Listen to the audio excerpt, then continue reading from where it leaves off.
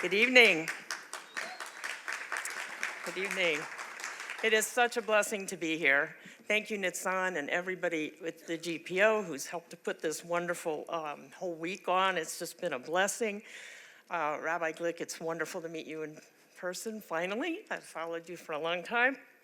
I want to talk very briefly tonight about the strategic role that Christian Zionism plays as an antidote to Jew hatred and opposition to Israel. I know all the Christians in this room are Zionists, and I want to say some words of encouragement to help us in this battle.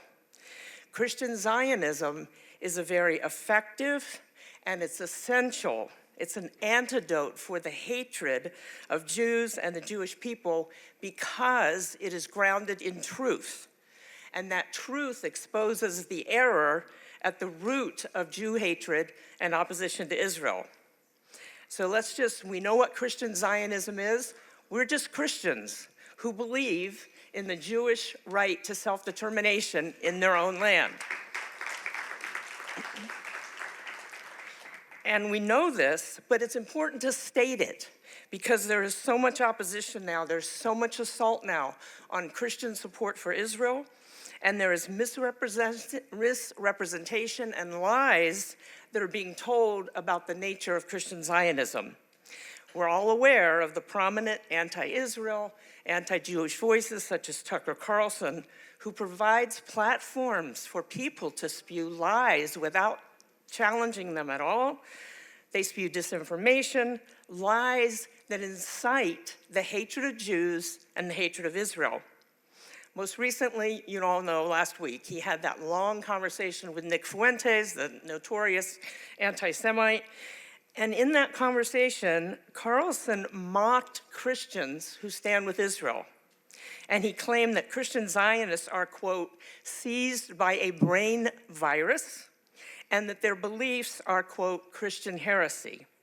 He's also stated that he hates Christian Zionists more than anyone. That's a profound statement when there's so many evil people in the world that he doesn't call out. He doesn't even mention them. Well, he's not the first to demonize and delegitimize Christians, but he probably has the largest following, and therefore he's very dangerous. So that's why we have to strengthen Christian Zionism more than ever as an antidote. And I just briefly want to tell you some of the, give you highlights to reinforce you, to strengthen you in this fight. First of all, in an effort to delegitimize Christian Zionism, it's been falsely identified as a relatively new movement, something that was birthed in response to certain events, or as an effort on Christians to bring about some version of end-time events. Well, nothing could be further from the truth.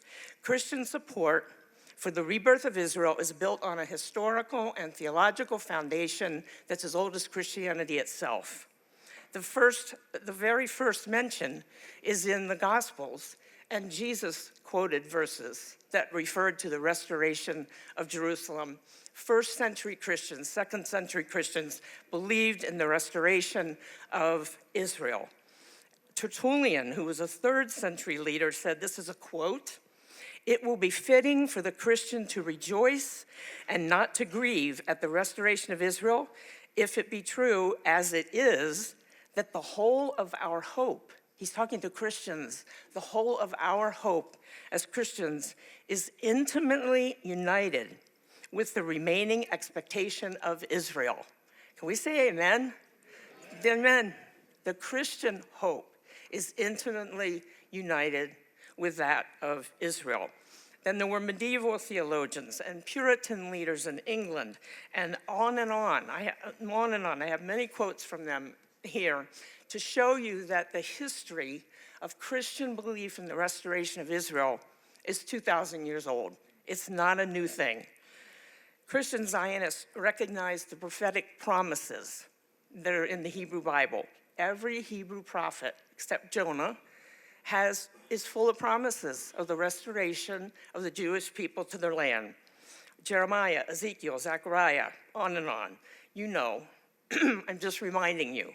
because it's important that we strengthen each other in these times. And then, what about the Abrahamic covenant? Time after time, it is called eternal, right? Time after time, it's referred to as an eternal covenant. Eternal is eternal. The other thing about it is that it's unconditional. If you read in Genesis 15, 1 through 20, if you read how the ceremony, the covenant ceremony was set up, animals were to be cut in half with a path in the middle for people to walk through, the people making the covenant. Well, after Abram, his name hadn't changed yet, after he got the ceremony ready to go, it says a deep sleep fell on him. He was asleep. And then two symbols that represent the presence of God passed through those animals. That was God passing through the animals by himself. That means God alone is responsible for keeping this covenant. This is important because in Christendom, it's often said, God's, forget the Jews, God doesn't care about them anymore. The covenant is not still in effect because of something, whatever, the Jews have or haven't done. And since Israel has been in existence, it's whatever Israel has or hasn't done. That's a lie, because Abram was asleep. He wasn't even a partner in the covenant. This is an unconditional covenant from God alone, and God keeps his covenant. So that's an important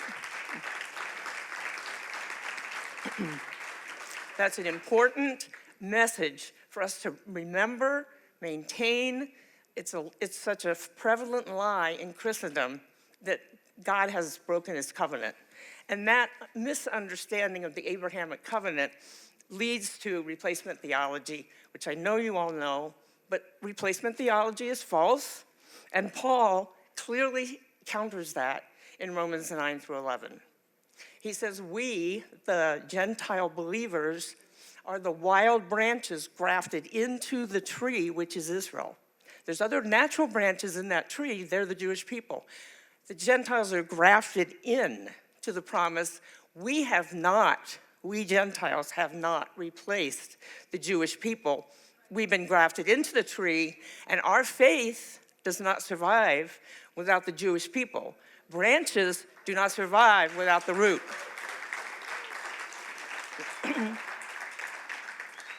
So no, Christian Zionists are not seized by a brain virus, and our beliefs are not Christian heresy. Christian Zionism is Orthodox Christian belief grounded in a historical and theological foundation as old as Christianity itself. So in closing, I just want to say to all of us, chazak, chazak, v'nit hazek, be strong, and strengthen each other.